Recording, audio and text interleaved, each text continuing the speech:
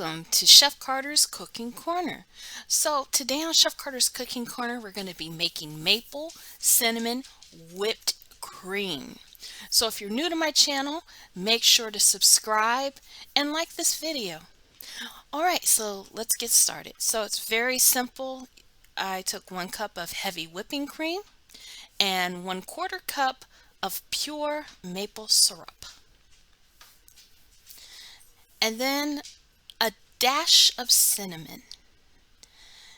Now, you want to mix this with either a whisk or a mixer like this, and you're going to beat it until it is thick and creamy and you can form peaks with the mixture.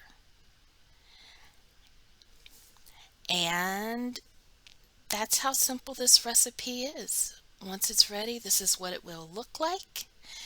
It'll be thick and creamy and ready to go on whatever dessert you want to pair it with. It could go on pancakes, waffles, be paired with pie.